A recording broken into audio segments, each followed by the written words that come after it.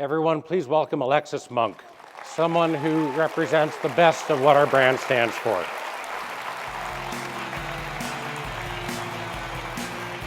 Good job. Taylor, let's do it. Thank you. Hello. Growing up, I was raised with my 4 brothers plus my single mom. We lived a low-income life, living welfare check to welfare check. Even though we didn't live in the best circumstances, my family was still really close. And it was always my mom and my brothers and I against the world. But for some reason, I was a very angry child. And for a long time, I didn't know how to deal with my emotions. I would lash out on almost everybody on a daily basis, and it was because I felt as though I was constantly being judged by those around me for my circumstances. And that no matter what I did, I would never succeed in life. It didn't help that in school I had a lot of learning disabilities that made it difficult for me to learn at the same pace as my peers. I lacked in self-confidence, and I didn't believe in myself. I was a very shy and introverted person, and because of this, making friends was very challenging. Whenever I'd tell my camp friends how I was at home, they would always be so surprised, because the camp me was the complete opposite. I would always be the first person to say hi. I would always be cracking jokes. I would take the role of a leader without any thought, and I would constantly ask questions, sometimes too much, but it was just so I could further my knowledge in everything I was doing. To this day, I honestly couldn't tell you all why I was so different at camp. Maybe it was because I was around people who were just like me, or maybe it was because I was in a different environment. But what's amazing is that the camp me is now the real me in every aspect of my life. As you may know, the foundation sends those who come from disadvantaged homes. So, what I mean from those like me are that the people who I was around at camp had not always had it easy in life. Whether it was they were in relative poverty, they lost a parent, or they may just have had learning disabilities like me. When I was at school, there wasn't that many people who were going through what I was going through. And if they were the type of people that fell into the stigma that people who were poor didn't try, or that they just fell into the wrong crowd.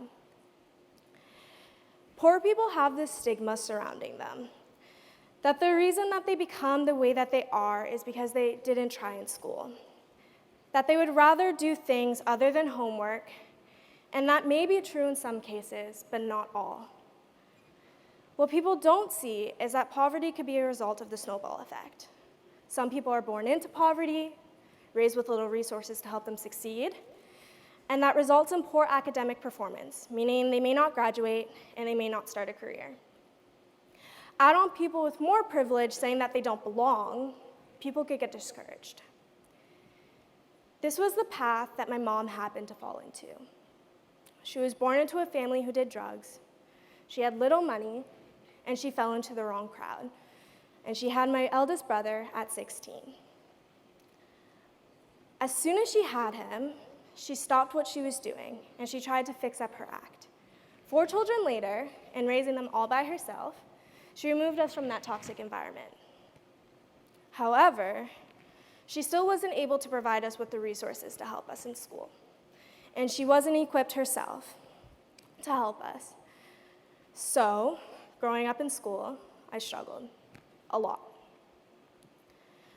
I was a couple grade levels behind all my classmates. I had this thing called an IEP, which helped me in almost every subject except for gym.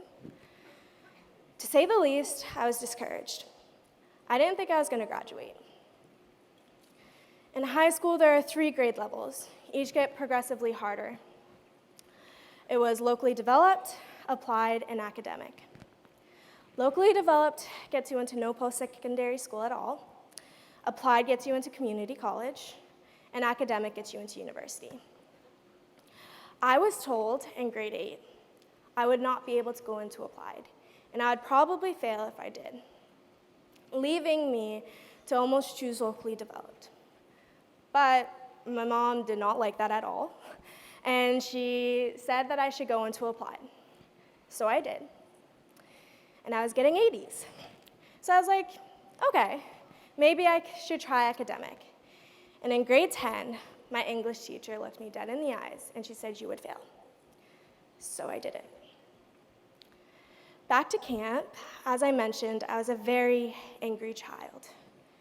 And I remember in my first year, I got into a verbal fight with some of my cabin mates over something so insignificant that I don't remember. But this was an important memory for me because I learned that it is okay to lash out and be angry, so long as you're able to learn from it and know that there are other ways for you to express yourself. And I learned this through having a sit-down talk with my counselors, because at home, I never had those types of conversations. I'd often just lash out, run to my room, and be left alone with my own thoughts. Moving on to my second year, about 10 days before I was supposed to go to Winnipeg, my best friend and my number one supporter passed away from lung cancer. My mom. I don't know how Home Office found out, but I remember they reached out to me asking if I still wanted to go. And they let me know that it was okay if I didn't, and that I just skipped that year and just moved on to the next one next year. The last thing I wanted to do was be at home without my mom. So I decided to go. I went because I knew I was going to be able to be with people who would help support me through what I was going through in my life, which I was proved to be correct, because that very first night, during evening reflection, with my cabin mates, counselors, and I, all sitting on a circle in our bunkhouse floor, we were answering a question related to having dinner with someone either dead or alive, but I could be wrong about that, so don't quote me on that. But I remember just closing what happened prior to my arrival at camp. The amount of love, empathy, and support that I received was absolutely crazy. I knew in that moment, after everybody hugged me, that I had made the right decision. Throughout the rest of the session, no one treated me as this girl who lost her mom. They didn't pity me. They just saw a girl who persevered through a hard time. And that is exactly what I know my mom would have wanted for me, and that she would have been so proud of my decision to go. Fast forward to the 3rd and 4th levels of the program. Each involve an extended wilderness trip that just gets harder and harder each level. On one level, I learned how being in the wilderness for 5 days wasn't all that bad, and it was actually therapeutic. Being on the water for hours a day, hearing the sounds of nature, and being left alone in your own thoughts is the best escape from reality you could possibly get. I mean, besides from all the bugs, but all that time to yourself helps you get to know yourself.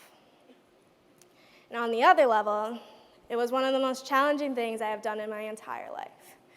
Imagine this, 7 days in the wilderness, with 8 other people that you do not know that well, navigating through a wilderness area with only a map, portaging on rough trails with heavy packs on your back and canoes on your head, and having mosquitoes follow your every move. Crazy. But from the long chats at night to the walks in nature to do our business, if you know what I mean, and my amazing counselor, Monty, I realized I was able to push myself to my limits, both mentally and physically. Through the constant pep talk saying you could do this, and my mind over and over again with the 20-plus pounds on my back.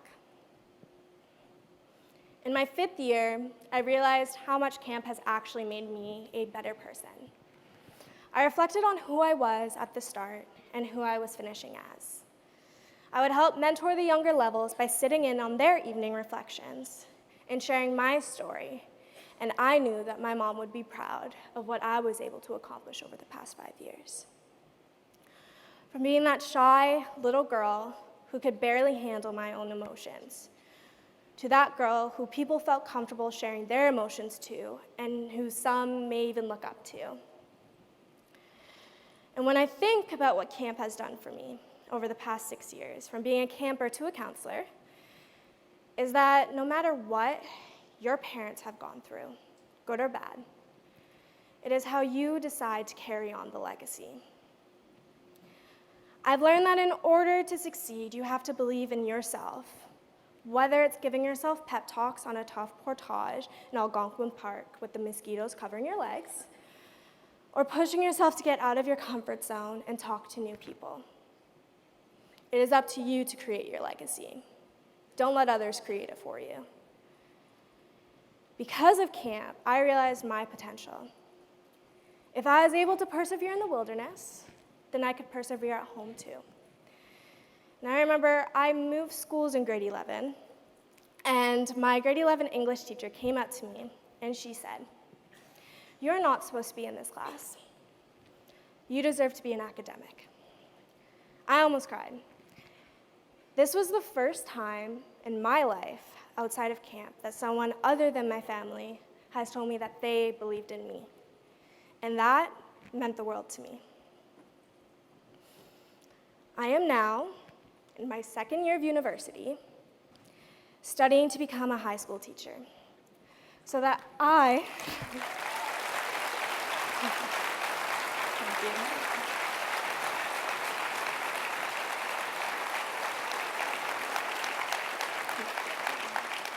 Thank you. So that I can be that influence on youth, to let them know that they are capable of doing anything, so long as they believe in themselves and are willing to do the work to persevere. Even though all throughout my life, I was told that I was not smart enough to be in a higher grade level, nor was I able to go to university. It wasn't until my grade 11 English teacher told me that I could do it that I realized that there were people outside of camp who believed in me. So, from that point on, I pushed myself every day to prove the people who said I couldn't do it wrong. I still have the same amount of learning disabilities as I did when I was younger, but I'm able to persevere now because of it. When I came back to camp as a counselor at Onondaga Farms this past summer, it was so cool for me to come back to the place where I not only started my 5-year journey, but also ended it. At the end of level 5, I didn't think I would learn anything new about myself from the foundation, but I was wrong.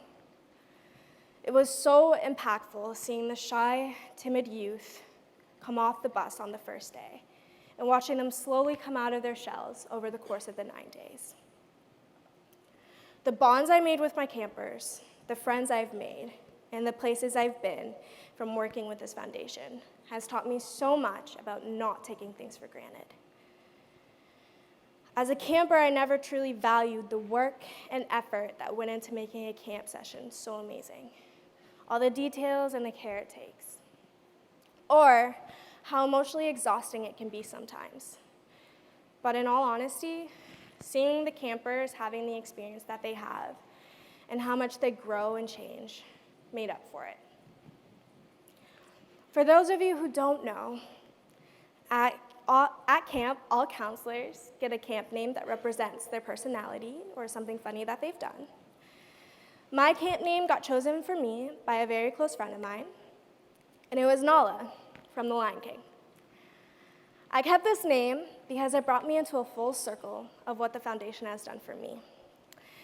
Since my first time being a part of the Hakuna Matatas during my first year, and I want to leave you all with a quote from The Lion King that I'd often let my campers know.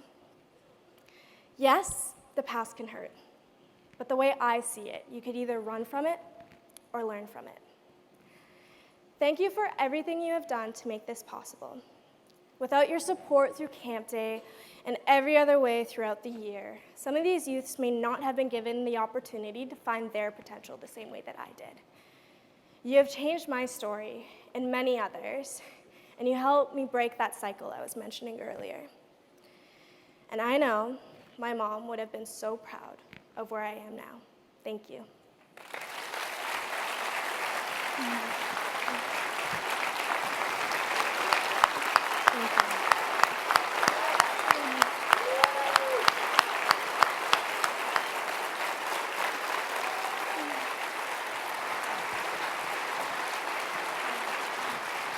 great job. Thank you. Really well done. You know, folks, something you should know, Alexis got here 2 days ago, and we met over on the side, and we came through the back. We came up the back way onto the stage, and we got to about here, and I guarantee you, for most of you, if you were standing here, your knees would buckle a little bit. And Alexis looked out of the room and said, "Okay, it's a big room." And then I heard her say quietly to herself, "I got this. I got this."